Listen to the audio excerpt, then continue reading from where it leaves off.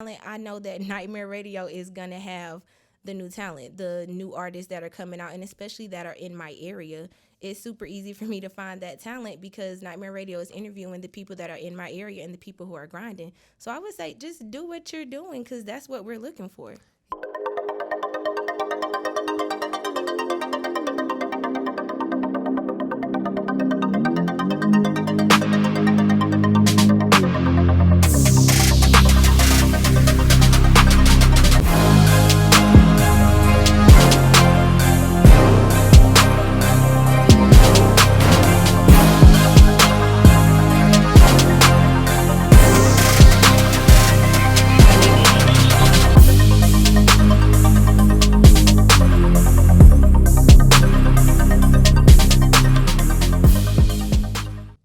Remember, if your dreams don't scare you, then they are not big enough. Welcome to Nightmare Radio. We're your hosts, Ishti Exec. And I'm Brittany Kristen. Thanks for coming to our channel. Yes, be sure to click the subscribe button and hit that notification bell so you can receive notifications about when we drop the next and the latest content every week. Yes, you are now entering the REM segment where we relive explicit moments with our guests. That's right. During this segment, we unpack impactful parts of the dreamer's journey so that we can inspire and motivate other dreamers just like you to push through their obstacles and turn their dreams into reality. Yes, we've got a special treat for you today, continuing our faith and finance theme. In the building, we have publicist Breanna Dare from the Dare Agency. Welcome. Hello. Hey, girl. Very good behind the scenes friend of the show. So Yes. if y'all want to get on, you might want to tap in with the Dare Agency. The plug behind the plug, okay? Yes. So thank you so much. First of all, thank you so much for your support from day one. Mm-hmm. Like you and Bridget, y'all showed up to the grand opening at of, Direct Access Radio. and it's been up since. Yeah. With y'all as far as relationship. Yeah. And Thanks for having me. Absolutely. We're going to tap in about the importance of relationships, relationship building in the industry too, because that's a real important conversation. That is definitely a good conversation. So tell us or tell everyone, Breanna, what interests you into becoming a publicist? So I've always been interested in music, but I really wanted to be behind the scenes. I never really wanted to be like in front of the camera. I never really wanted to be like the person in front, but I like to see how things were working like behind the scenes. I'm like, what can I do in the music industry but not literally be like a musician or an artist? And I didn't want to be a manager. There was a lot of work into going into being a manager. So I'm like, I can be a publicist. I'm good at building relationships. I'm good at pitching. I'm good at getting artists out there, helping them to create their brand and push it out. So I knew being a publicist was the right spot for me in the music industry. Don't sleep. Log on to eShop and Drop store right now to check out our new Nightmare Radio Show merch. Grab a Drake-inspired t-shirt while supplies last and use our discount code Nightmare Madness for $20 off any 2 items. Yeah. Definitely. So it's funny that you brought up management. Could you tell everyone the difference between a manager and a publicist? Like, what are the responsibility differences? Yeah. A big difference. People don't know that. They'll hit you up like, oh, I need help booking shows or I need help doing this, and that's not what a publicist does. My job exactly is to pitch you to the media, build your brand, and basically just get you media opportunities to help build your brand. So I'm not booking shows. I'm not, giving you different stuff like that. I'm just gonna pitch you to the media, and media as in all aspects. So magazines, interviews, networking events. It'd be my job to get your brand out there to the media.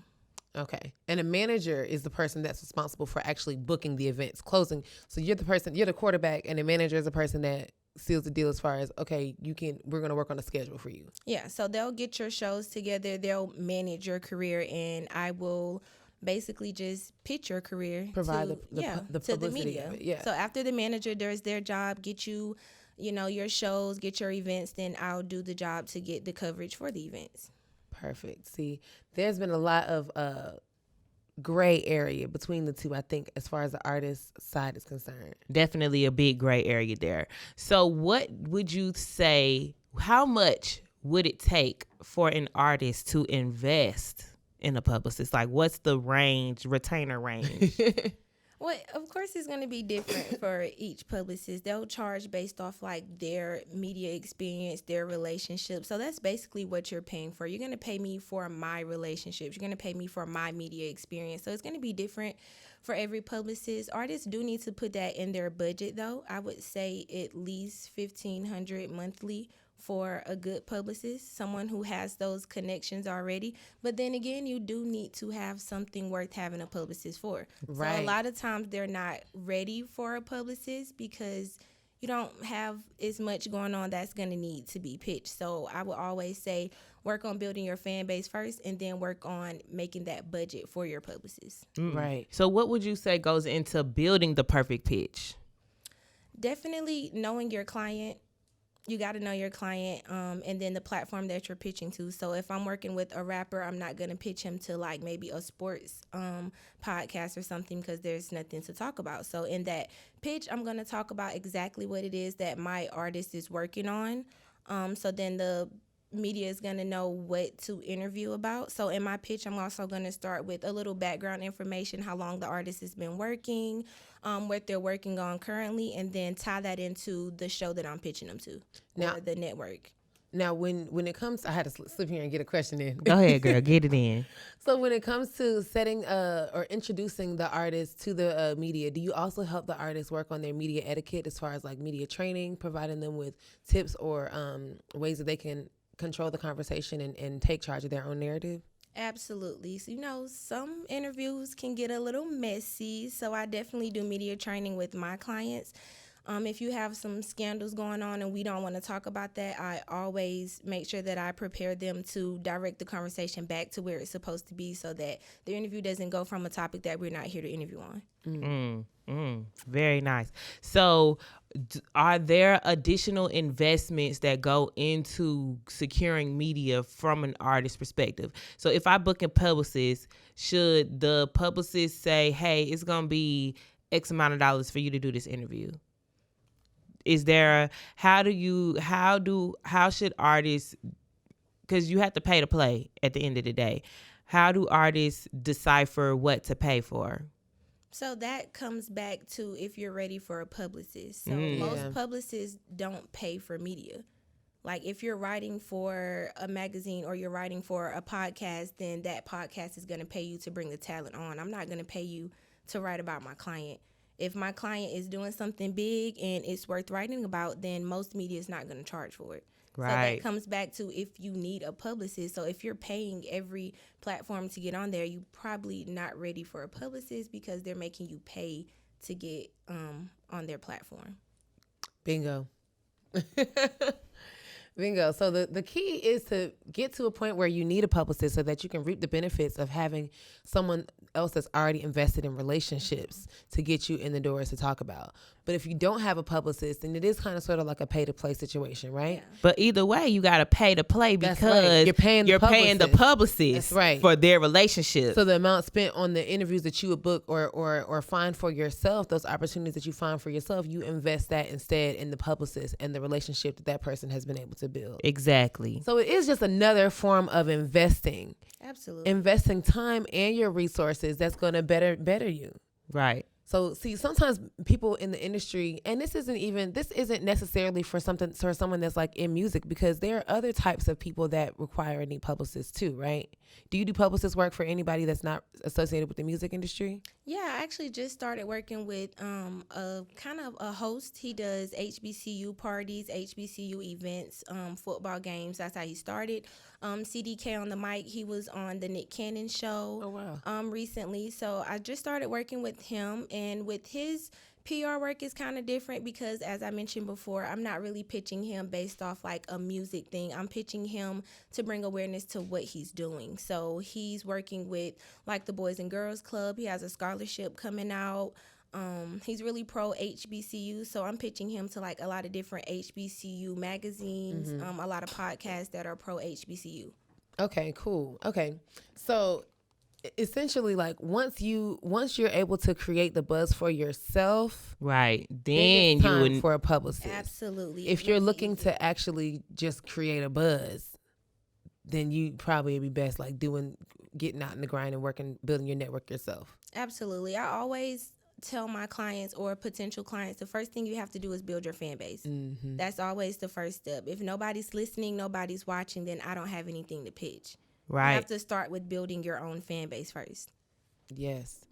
It's, as a member of the media, it's hard working with the people that are still working on building their fan base, because, you know, you want to give everybody a shot, but it's like, well, dang, what do we base it off of? Right, yeah. right. Because a lot of people, we pop a lot of people's interview cherry when they come to Nightmare Radio.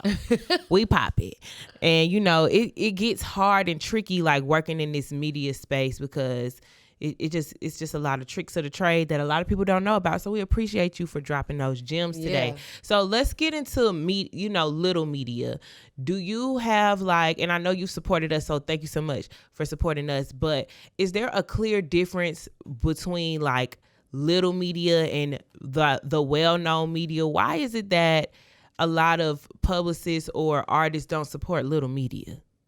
And not necessarily little, but, you know, just like smaller scale media, because it make it sound like we some little niggas. I mean, not little niggas, but at the same time, we're not Vibe or ET or, you know, somebody that you would want to talk to. For me, everybody thinks that you just have to start big. And for me, everybody's listening to different things. You know, people are listening to Nightmare Radio. Your audience is listening to Nightmare Radio. They have to realize that your audience isn't Vibe. Like, sometimes they're always talk about your audience because older people are looking at certain things, and then your target audience isn't looking at that. Right. So why would you want to be on there just because of their name and you don't know who's reading that? Like the Ebony magazines, we love them, but, you know, older people are looking at that magazine. Right, I'm not seeing 19 and 20-year-olds looking at Ebony magazine, but that's like your goal. Like, oh, I want to be on Ebony magazine. That's not your target audience. Mm-hmm. Your target audience are on the smaller platforms. Your target audience is on Instagram. Your target audience are on these smaller podcasts that you think nobody's listening to, and that's where your target audience is. That's where we're looking for the indie artists. We're not looking for indie artists on the larger platforms. That makes so much sense. Got to know your target audience and got to know what pond you're trying to swim in. So for media that wants to swim in the pond of A-list celebrities and B-list celebrities, what advice would you give to people like us? Doing exactly what y'all are doing. Like, you don't pick and choose. Oh, of course you have to be picky with who you're interviewing, but people have stories. People have stories that people want to hear. So again, it's about your target audience. You are interviewing people that we want to listen to, that we want to hear. Like, I like indie music. I'm always looking for new music, new artists. I don't always like the music that the mainstream artists are dropping, so I'm always looking for new music. If I'm looking for new music, new talent, I know that Nightmare Radio is going to have the new talent, the new artists that are coming out, and especially that are in my area. It's super easy for me to find that talent because Nightmare Radio is interviewing the people that are in my area and the people who are grinding. So I would say just do what you're doing because that's what we're looking for. Yes. And honestly, we never know who's up next for real. And then, you know, that one person, like that artist that is getting his just due on the independent level is one stream away from being the next thing, and then everybody's gonna be blowing up and looking for how can I hear more about him? And guess what interview post is gonna be standing strong and long and sturdy? Nightmare Radio Show, because we got him first before people was checking for him, and everybody gonna know our name. So period. I'm just manifesting that into the own act. I mean, yeah, because we've been doing that. So thank you. That's gonna be so great on Instagram for the people who ain't done it. Like, you interviewed my first client, TJ. He's the producer. He was signed to 1017, and y'all were like the first people that interviewed him. You did his interview, Cherry. That was his first interview. Amazing. Yeah, and now boom. We got a few people that are moving up the charts like that too, honestly. Yeah, we do. It's, to be honest, it's gonna become like a thing, like, you know, like you gotta come to Nightmare Radio first. Yeah, like Cootie's show. When Cootie was popping his show, he was like really, you know, in the hip hop thing. He ran through everybody in the industry. When he was popping his thing, shout out to Genius. We still watching that. Yes, source of inspiration. But you got to hit the chair at Nightmare Radio Show if you're on your way. And I want to make that like a synonymous thing, you know, regardless of the industry. You know, we working on that too, but. Yeah. So what do you do when you have a client that's not ready? What do you tell them? Do you do an audit? Do you just drop them? You just like, hey, this ain't working now. Do you give them some tips that they could work on? Like, Yeah, I always do alternatives. So I start with the consult. I'm never just gonna, give you my prices and let you pay me if you don't have anything that's worth pitching. So I always do a consult. All my consults are free, a quick 30-minute consult. You tell me what you're looking for. I get your social media handles. You tell me what you're working on. And if I don't think you're quite ready for a publicist, then I give you alternatives, which is mostly always start to build your fan base.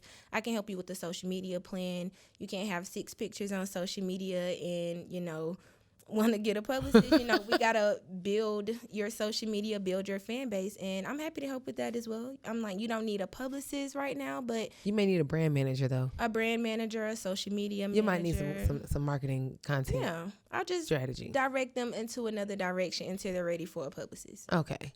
amazing. Come on, y'all better tap in with Breanna. Y'all better tap in. Tell everybody how they can tap in with you. Are you accepting new clients? I am. And again, I do free consults. So you can follow me on Instagram at Breanna Dare _. On Twitter, Breanna Dare _ thedareagency.com. Just shoot me an email and I'm ready to connect. There we go. Amazing. But have that check ready. Okay, be able to invest. Be able to invest in your career. So I guess the name of this episode is you got to pay to play. Yeah. Invest in your talent. Invest in your craft. It's worth it. You put your all into it. If anything, let it be known, Nightmare Radio, we invested in our talent and in our craft, and we're going to continue to do that. You see it. You see it. Get into it. Yes, but thank you so much, Breanna, for stopping through today. And thank you guys for watching this episode. Be sure to like, comment, and subscribe. Be sure to comment. Tell us what you thought about this episode. Share with a friend and hit that notification bell so that you can stay up to date on all other bonus content that's coming to the channel. Don't sleep. Log on to eShop and Drop store right now to check out our new Nightmare Radio Show merch. Grab a Drake-inspired t-shirt while supplies last and use our discount code Nightmare Madness for $20 off any 2 items.